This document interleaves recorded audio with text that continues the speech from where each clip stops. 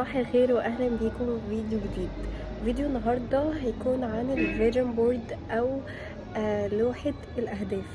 هوريكم ازاي انا بخطط لاهداف السنة بتاعتي، ازاي بخطط للمشاريع اللي انا بكون عايزة اعملها خلال السنة، وازاي برتب افكاري، ازاي بحاول ان انا اكون احسن نسخة من نفسي بنسبة 1% كل يوم.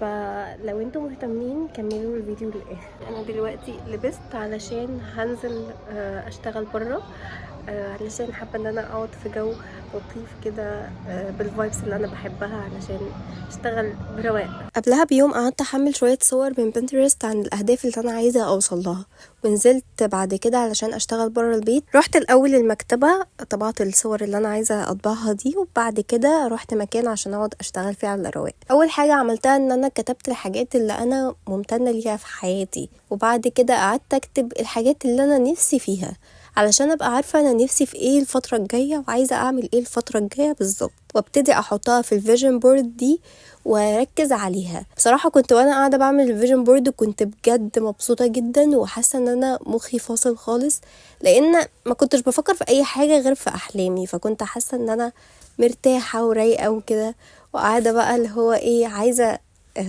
اركز انا هحط ايه فين، وعايزه اشوف انا هعمل ايه. وده الجزء من الفيجن بورد اللي انا عملتها. دي مش الفيجن بورد بتاعتي كلها، انا لسه هشتغل على الفيجن بورد اكبر من كده بكتير، بس حبيت اشتغل على الفيجن بورد دي كفكرة مبدئية، بحيث ان انا ابقى عارفة انا ممكن اكون عايزة اعمل ايه. صباح يوم الجمعة.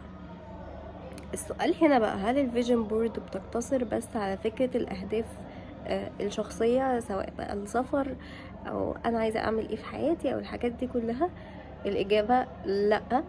الفيجن بورد اصلا بتتعمل لو الناس بتعمل مثلا الفاشن ويك او الحاجات زي كده، او ان هم عايزين يعملوا كولكشن معين، بيعملوا له فيجن بورد بالالوان بالستايل بكل الحاجات دي عشان يقدروا يوصلوا لاحسن نتيجة. فالفيجن بورد طبعا بتتعمل للبزنس او الشغل بتاعنا. مثلا بحط في الفيجن بورد بتاعتي او اهدافي للسنه دي في الشغل بتاعي، المبيعات، انا عايزه مبيعاتي توصل لقد ايه وتكون فين. الكولكشنز بتاعتي عايزه شكلها يكون عامل ازاي. هل مثلا عندي اهداف في البراند بتاعتي ان انا يكون ليا اوفيس، عايزه انزل بازارات، عايزه مبيعاتي تكون زياده قوي، اوصل لمبيعات بارقام، احط الارقام واكتبها. جمع برضو الصور دي من على بنترست بنفس الطريقه اللي انا كنت مجمعه بيها الصور، وببتدي ان انا اقصها واعمل لها ترتيب كده بحيث ان هو يكون مريح لعيني، احب ان انا اشوفه كل شويه علشان يكون قدام عيني.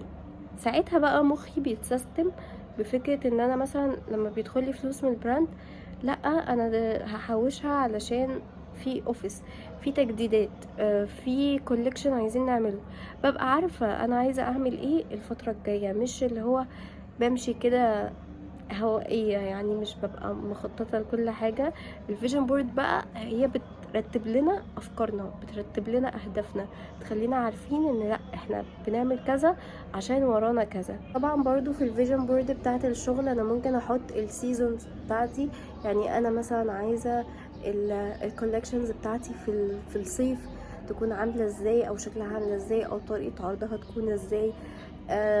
مثلا في الخريف في الاعياد بحدد مثلا في السنة ان في كام مناسبة علشان اكون شايفاها دايما. ممكن اكبر الفيجن بورد بتاعتي قوي واحط فيها حاجات كتير، مش شرط ان انا اعملها صغيرة. عامة لسه مخلصتش الفيجن بورد بتاعتي، لسه الفيجن بورد بتاعتي محتاجة شغل كتير قوي. وزي ما قلت لكم، اهم حاجه ان انتوا تقعدوا مع نفسكم وتكتبوا انتوا عايزين ايه وممتنين لايه وبتحلموا بايه، علشان تسيستموا مخكم ان الاهداف اللي انتوا عايزينها دي هي اوريدي في مصلحتكم، مش مجرد ان انا بحط اهداف طايره. لان انا لو بحط اهداف طايره فبنسبه كبيره انا مش هحققها ولا هفكر فيها اصلا. لكن لو انا عندي اهداف وطموح فعلا جوايا ونفسي احققها واحلام كبيره، لا مجرد ان انا ابقى شايفاها قدامي الاقي نفسي كل يوم باخد خطوه ليها. وبس كده، اتمنى يكون الفيديو عجبكم، واتمنى ان انتوا كلكم تحققوا اهدافكم. طبعا لو عجبكم الفيديو ما تنسوش تعملوا لايك وسبسكرايب، وتكتبوا لي في الكومنتات ايه الفيديوهات اللي انتوا عايزين تشوفوها الفتره الجايه، لان الموضوع ده بيساعدني جدا اني اطور من الكونتنت بتاعي وابقى مستمره معاكم. شكرا جدا، واشوفكم على خير في فيديو جديد.